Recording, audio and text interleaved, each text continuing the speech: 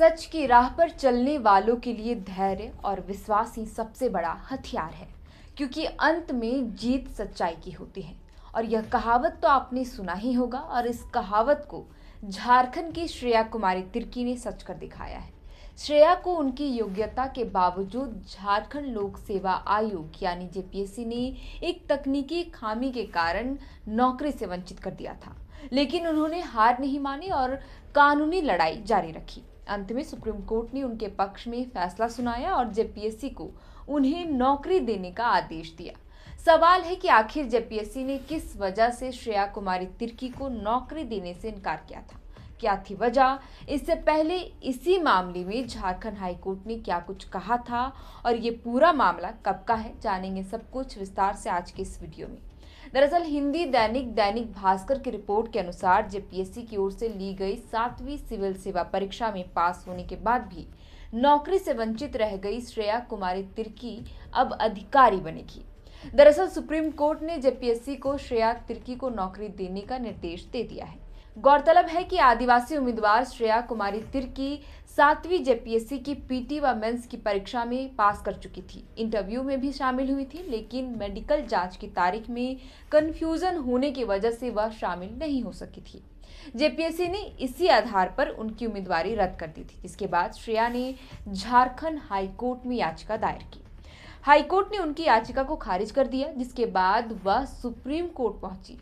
यहाँ याचिका दायर की, जहां सुनवाई करते हुए जस्टिस विक्रम नाथ और संदीप मेहता ने यह आदेश दिया।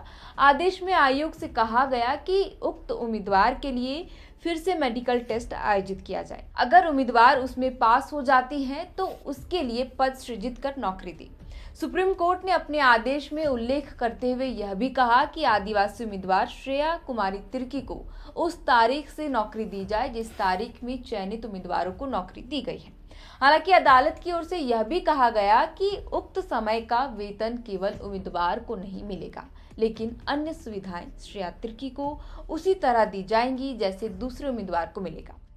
सुप्रीम कोर्ट की बेंच ने साफ कहा कि किसी भी चयन प्रक्रिया का मकसद योग्य उम्मीदवार को बाहर करना नहीं होना चाहिए। अदालत ने अपनी टिप्पणी में कहा कि प्रक्रिया न्याय की दासी है, उसे अन्याय करने या उम्मीदवार को सजा देने को औजार नहीं बनाया जा सकता। भले ही उम्मीदवार श्रेया तिर्की लापरवाह रही हो, लेकिन इतनी छोटी गलती पर इतना बड़ा दंड देना उचित नहीं है। गौरतलब है कि 7वीं सिविल सेवा की परीक्षा 19 सितंबर 2021 को आयोजित की गई थी। इस परीक्षा का परिणाम 2 बार जारी किया गया था। पहला रिजल्ट 1 नवंबर 2021 को जारी हुआ था। हालांकि परिणाम में कुछ त्रुटियां होने के कारण आयोग ने रिजल्ट को संशोधित किया और नया रिजल्ट 17 फरवरी 2022 को घोषित किया था, जिसके बाद फिर साक्षात्कार यानी इंटरव्यू की प्रक्रिया पूरी होने के बाद 7वीं जेपीएससी का फाइनल रिजल्ट 31 मई 2022 को घोषित किया गया। लेकिन फाइनल रिजल्ट में ही श्रेया कुमारी तिर्की का नाम नहीं आया, वे अधिकारी बनने से वंचित रह गई। उस वक्त आयोग ने वजह बताया था कि श्रेया कुमारी तिर्की मेडिकल टेस्ट में शामिल नहीं हुई थी। जेपीएससी ने तब श्रेया की उम्मीदवारी रद्द करते हुए यह भी कहा था कि मेडिकल जांच में शामिल ना होना अयोग्यता का आधार है, जिस कारण ही श्रेया तिर्की नौकरी से वंचित रह गई थी। लेकिन श्रेया तिर्की ने हार नहीं मानी और उन्होंने कानून का सहारा लिया। लिहाजा सुप्रीम कोर्ट ने उनके पक्ष में फैसला सुनाते हुए जेपीएससी को नौकरी देने का आदेश दे दिया है। अदालत के इस फैसले ने यह साबित कर दिया कि तकनीकी खामियों के कारण किसी उम्मीदवार को उसके अधिकार से वंचित नहीं किया जा सकता, खासकर जब योग्यता साबित हो चुकी हो। इस पूरे खबर पर आपकी क्या राय है, हमें कमेंट कर जरूर बताएं। फिलहाल के लिए इस वीडियो में इतना ही। आप देख रहे थे द फोर्थ पिलर। हमारा नाम है श्रेया रतन। बहुत बहुत शुक्रिया।